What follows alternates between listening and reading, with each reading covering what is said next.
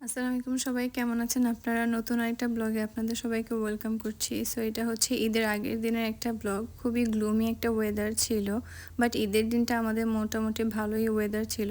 So এই ভিডিওটা হচ্ছে ঈদের আগের কিছু প্রস্তুতি নিয়ে করা। সো ঈদের দিনটা অনেক বেশি বিজি যাওয়ার কারণে খুব বেশি একটা ভিডিও করা হয়নি। ঈদের আগের দিনের প্রস্তুতি নিয়ে টুকটাক কিছু ভিডিও করেছি, তাই ভাবলাম সেটাই আপনাদের সাথে শেয়ার করি। সো এদিকে বাইরে হচ্ছে আমাদের গাছগুলোর একটু আপডেট দেখাচ্ছিলাম। বেলি ফুল গাছটা খুবই সুন্দর হয়েছে, একবার ফুল ফুটে আবার নতুন কলি এসেছে। এই পাশে আমার পুদিনা পাতাগুলো খুবই সুন্দর হয়েছে, অনেক বেশি পুদিনা পাতা হয়েছে এই সিজনে। আর বাসার বাইরের ফুলগুলোকে একটু দেখছিলাম, মোটামুটি অনেক ফুলগুলোই কমে গিয়েছে, কিছু কিছু ফুল আবার দেখা যাচ্ছে, যেমন গোলাপ ফুলগুলো আবার ফুটেছে, লাল গোলাপগুলো। আর যে বেগুনি কালার একটা ফুল আছে, এই ফুলগুলো এত সুন্দর লাগে দেখতে, অনেক ঝোপের মতন হয়। সো এই তো একটা বৃষ্টি বৃষ্টি একটা ওয়েদার ছিল। সো বাসায় এসে টুকটাক একটু কাজ শুরু করব, তাই বাইরে থেকে একটু ঘুরে আসলাম।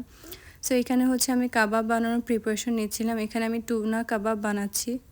সো টুনার ক্যান যে পাওয়া যায় সেটা হচ্ছে টুনা ইন ওয়াটার, বা পানিতে যেই টুনাটা থাকে সেটা দিয়ে হচ্ছে আমি কাবাব বানাই। প্রত্যেকবার কাবাবটা খুবই মজা হয়। আমি এখানে সব মশলা দিয়েছি, তেমন কিছুই না, বাসায় যে মশলা আমরা থাকে ওগুলোই দিয়েছি।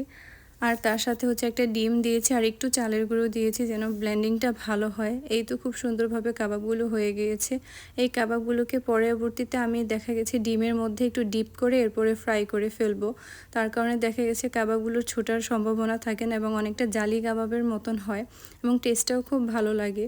এই কাবাবের মধ্যে যদি একটু কাবাবের মশলা দেওয়া যায় তাহলে বোঝাই যায় না আসলে এটা কি মাছের কাবাব নাকি মাংসের কাবাব, খুব ভালো একটা টেস্ট আসে। আমি দেখা গেছে প্রায়ই এই কাবাবটা করি, আমার কাছে খেতে খুবই ভালো লাগে কাবাবটা, আর কাবাবটার টেস্টটাও খুব ভালো হয়। আমি মোটামুটি সবগুলো কাবাব বানিয়ে ফেলেছি। এখন এই কাবাবগুলোকে আমি এভাবেই ডিপ ফ্রিজে রেখে দেব। কাবাবগুলো মোটামুটি ফ্রিজ হয়ে গেলে তারপর আমি এগুলোকে জিপলগে রেখে দিব। আর এই পাশে হচ্ছে আমাদের গার্ডেনের ফ্রেশ ধনেপাতা, সেগুলো আমি ক্লিন করে ডিপ এইভাবে সুন্দর করে জিপলক ব্যাগে রেখে দিয়েছি। এই ফ্রেশ ধনেপাতাগুলো দেখতে আসলে খুবই সুন্দর ছিল। আর এই তো আমার কাবাবগুলো বরফ হয়ে গিয়েছে, এখন এগুলোকে আমি ছোট ছোট জিপলক ব্যাগের মধ্যে রেখে দিব। এভাবে দেখা গেছে 2-3 মাস সংরক্ষণ করা যায়। যখন ইচ্ছা জাস্ট বের করে ডিমের মধ্যে ডিপ করে সাথে সাথে তেলে দিয়ে দেওয়া যায়, ডিপ ফ্রোস্ট করার কোনো প্রয়োজন হয় না। আর এই পাশে হচ্ছে এই পাস্তাটা, মানে এটা একটা স্প্যাগেটি পাস্তা।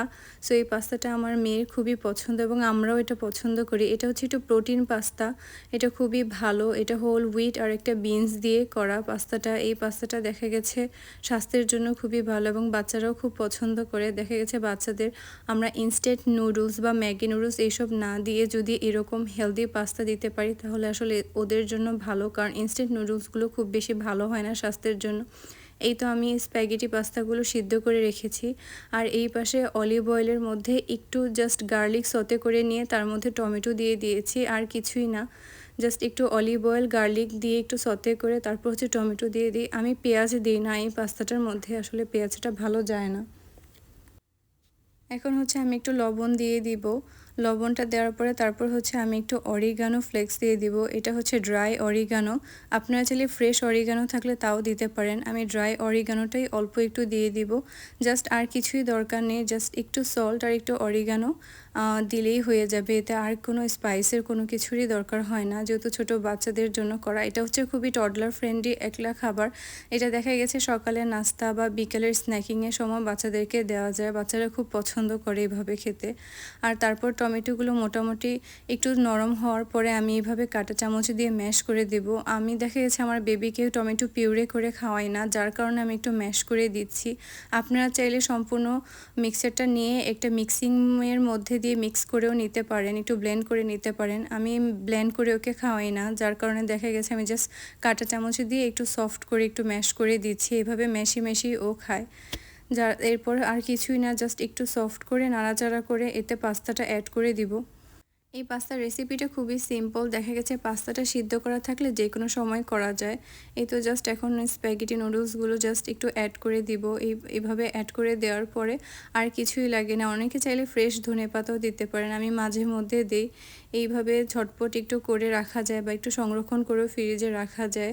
দেখা গেছে সকালের নাস্তার জন্য বা সন্ধ্যা নাস্তার জন্য বাচ্চাদের জন্য খুবই ভালো হয়। এভাবে সিম্পলভাবে আমি ওকে পাস্তা করে দিই, আমার বেবি খুব পছন্দ করে।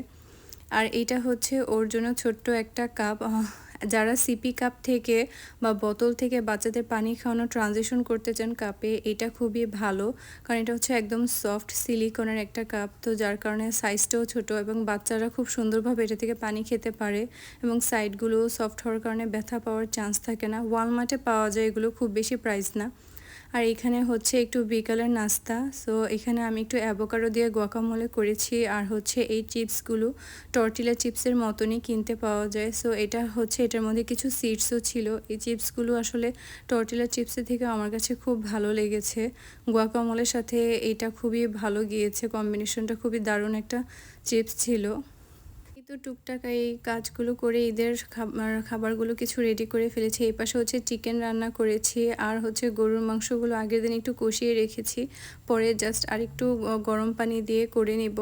আর এই পাশে হচ্ছে আমার মেয়ের জন্য একটু চিকেন করছি, কারণ ওরটাতে বেশি স্পাইস দেই না, বেশি ঝাল থাকে না। আর এই পাশে ইলিশ মাছ ভেজে নিয়েছি। এই তো টুকটাক আজকের ছোট একটা ব্লগ কেমন লাগলো আপনাদের সবাই অবশ্যই কমেন্টে জানাবেন। আর ভালো লাগলে অবশ্যই সাবস্ক্রাইব করে পাশে থাকবেন। ধন্যবাদ সবাইকে।